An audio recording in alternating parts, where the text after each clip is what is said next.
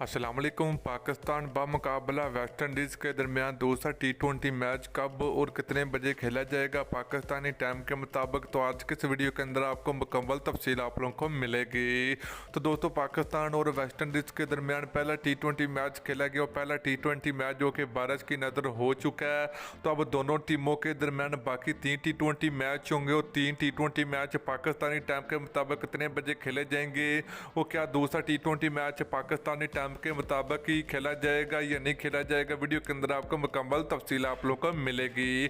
तो दोस्तों, से पहले अगर आपने अभी तक इस वीडियो को लाइक नहीं किया तो वीडियो को लाइक करें, उसके बाद चैनल को सब्सक्राइब करें और बेल आइकन जरूर इनेबल करें ताकि आप लोगों को मजीद क्रिकेट की वीडियो मिलती रहेगी।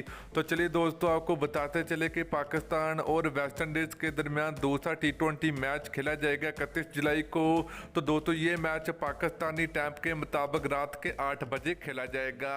तो दोस्तों, जैसे आपको पता कि पाकिस्तान और वेस्ट इंडीज़ के दरमियान पहला T20 मैच जो कि 7 बजे खेला जाना था, मगर बारिश की वजह से वो मैच अपने टाइम के मुताबिक नहीं शुरू हो पाया। तो दोस्तों, अब दूसरा T20 मैच जो कि वो 8 बजे खेला जाएगा पाकिस्तानी टाइम के मुताबिक।